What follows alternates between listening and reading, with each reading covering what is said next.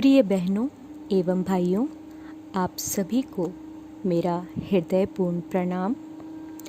Souls connect audio books में आप सबका हार्दिक स्वागत है। हम पढ़ रहे हैं पुस्तक क्रोध से प्रेम की ओर। आज हम इसके अंतिम अध्याय को पूरा करेंगे।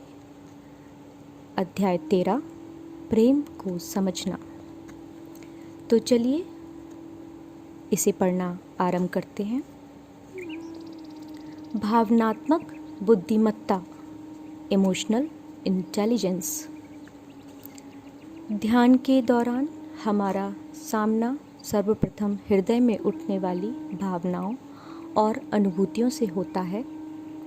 जब हृदय में पहला स्पंदन प्रारंभ होता है, तब ये अनुभूतियाँ और भावनाएं विशेष रूप से मध्य मस्तिष्क के अंगों की प्रणाली के माध्यम से हमारी विचार प्रक्रिया को प्रभावित करती हैं। हम कैसा महसूस करते हैं, इस पर ध्यान देना हम में से अधिकांश लोगों के लिए सहज नहीं होता, क्योंकि जब हम बड़े हो रहे थे तब ना तो स्कूल में और ना ही घर पर हमें यह सिखाया ही नहीं गया था। आजकल भावनात्मक बुद्धिमत्ता या समझ की बहुत बातें की जाती हैं, जिसमें करुणा, समानुभूति, लचीलापन, प्रेम, साहस और इच्छा जैसे हृदय आधारित गुण सम्मिलित हैं। ये सारे गुण हृदय के चक्रों से उत्पन्न होते हैं। अपनी भावनात्मक समझ में सुधार लाने के लिए हमें अपने हृदय पर कार्य करना चाहिए। भगवद गीता में भगवान श्री कृष्ण जीवन के संघर्ष का सामना करने के लिए आवश्यक गुणों के बारे में बताते हैं। वे एक उपमा देते हैं। जीवन में सद्गुण उसी प्रकार हमारी रक्षा करते हैं जैसे किसी महल के भीतर उसके द्वार हमें सुरक्षित रखते हैं। अक्सर पिछला द्वार आक्रमण के प्रति सर्वाधिक असुरक्षित होता है। छोटा होने के कारण इसकी ओर कम ध्यान जाता है और अधिकांश शत्रु यहीं से आक्रमण करते हैं। भगवान श्री कृष्ण कहते हैं कि यदि प्रत्येक द्वार हृदय के एक सद्गुण की तरह है, तो इस द्वार की सुरक्षा हमेशा विनम्रता के सद्गुण से होनी चाहिए। यदि हम में विनम्रता नहीं है, तो अन्य सभी द्वार असुरक्षित हो जाएंगे।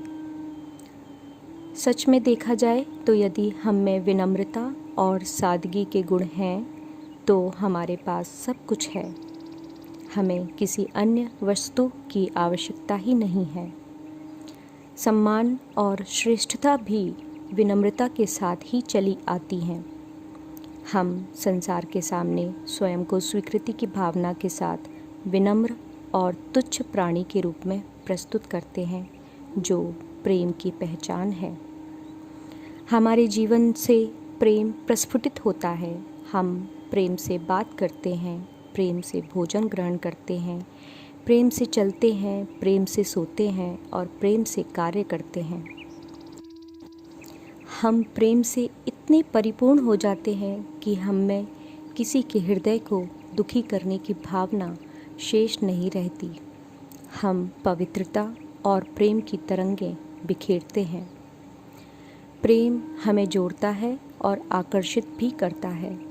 रूखे चेहरे वाले कठोर हृदय के लोग ईश्वरीय कृपा को आने से रोक देते हैं, जबकि प्रेम से परिपूर्ण हृदय स्वाभाविक रूप से ईश्वरीय कृपा को आकर्षित करते हैं।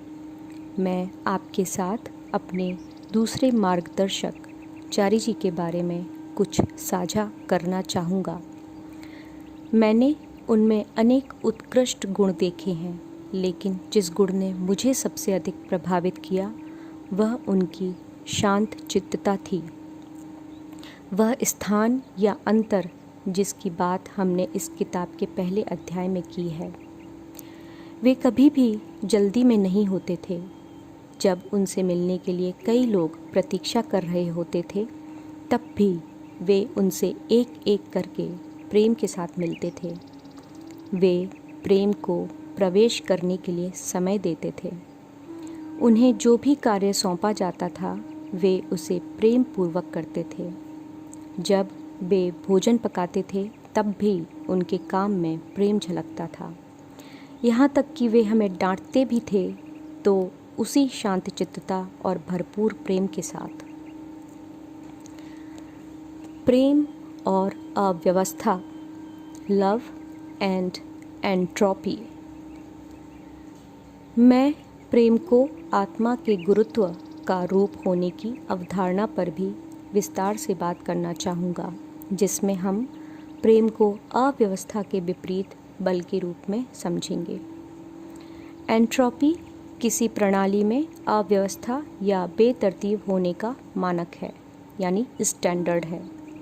चाहे यह ब्रह्मांड में हो, किसी बच्चे का शयन कक्ष हो या हमारी आंतरिक दशा हो।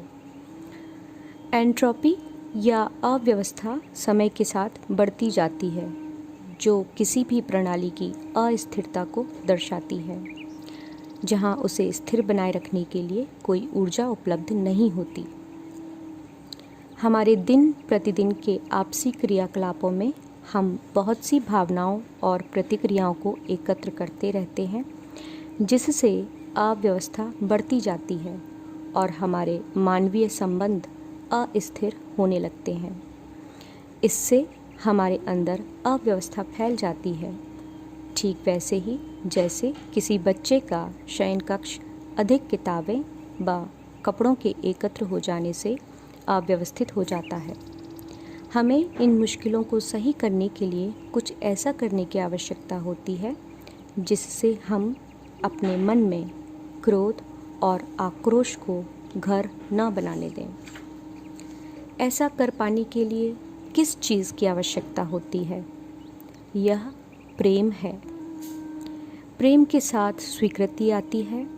मेरा आशय सहनशीलता से नहीं है। किसी की त्रुटियों को सहन करना स्वीकृति और प्रेम से बहुत नीचे के स्तर की बात है। प्रेम सभी मुश्किलों को सही कर देता है। प्रेम एक पवित्र और सच्चे हृदय से आता है।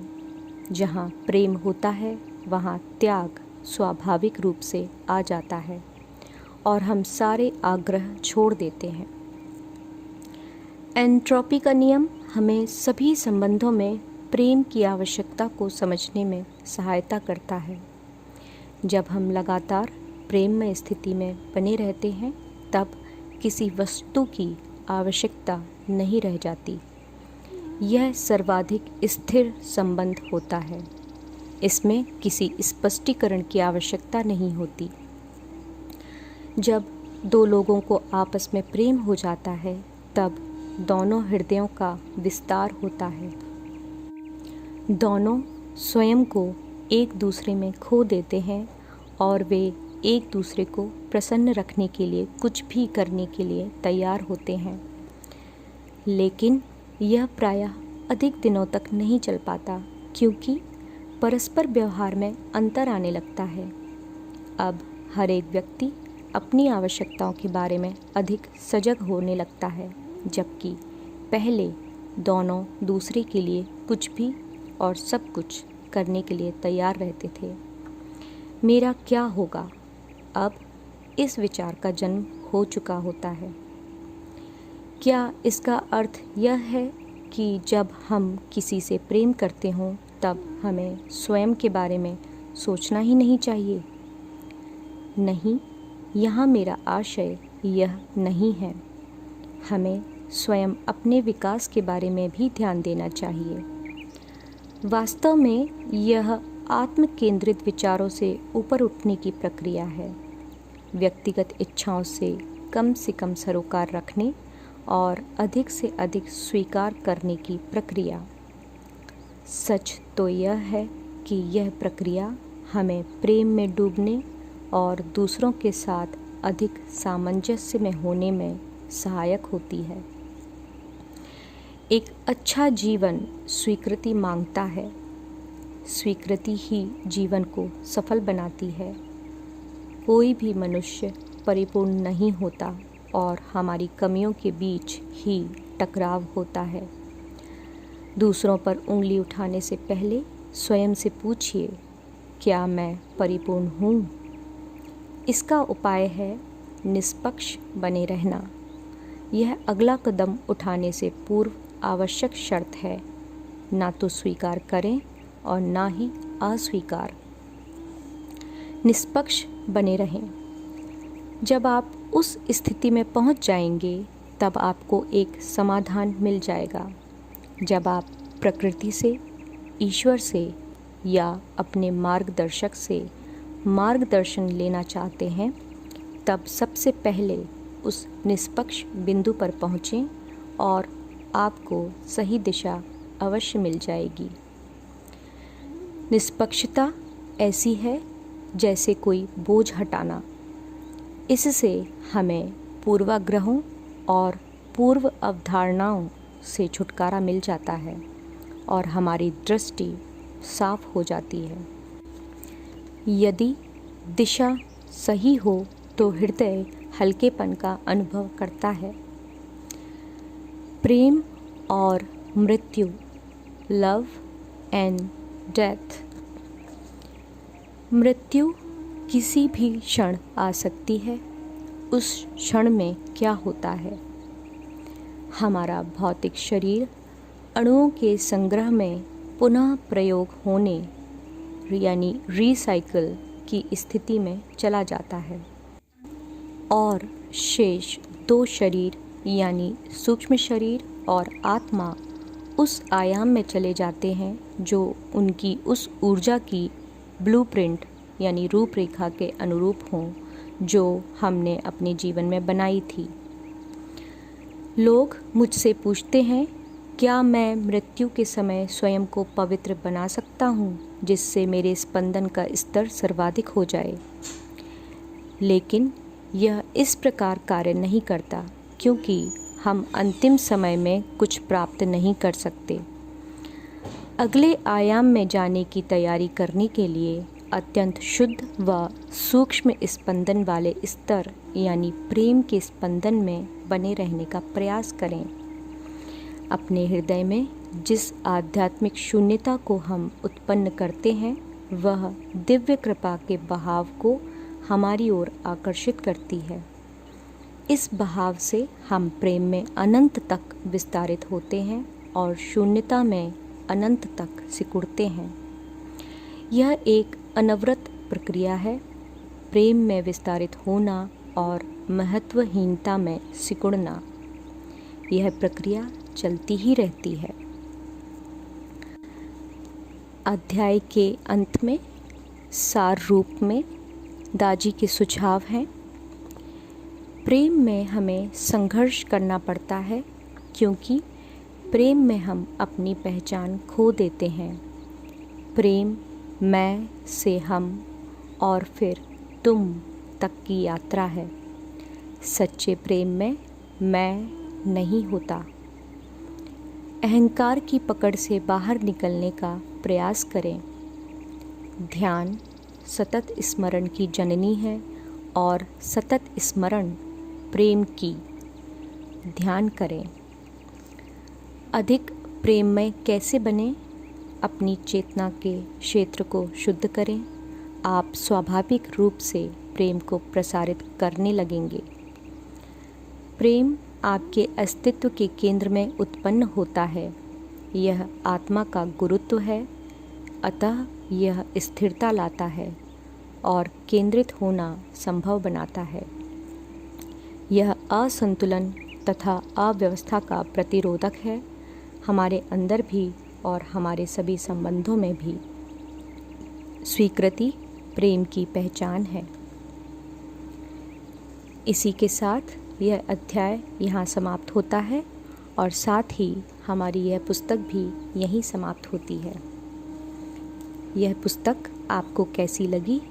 इसने आपको किस तरह से प्रभावित किया और आप इसमें से किन बातों को अपनाना चाहेंगे या किन बातों पर काम करना चाहेंगे, ये सब आप अपनी डायरी में नोट कर सकते हैं और चाहें तो हमारे साथ शेयर भी कर सकते हैं। इस पुस्तक को आप अपने परिवार के लिए, रिश्तेदारों के लिए, मित्रों के लिए और अपने प्रियजनों के लिए अवश्य खरीदें। इसे आप अपने नज़दीकी हार्टफुलनेस सेंटर से या हार्टफुलनेस के ऑनलाइन स्टोर HFL लाइव से परचेज़ कर सकते हैं। इसकी लिंक डिस्क्रिप्शन बॉक्स में दी गई है। हमारे साथ जुड़ने के लिए, धैर्यपूर्वक सुनने के लिए एवं हमारे साथ निरंतर बने रहने के लिए आप सभी का हृदयपूर्वक धन्यवाद एवं बहुत बहुत आभार।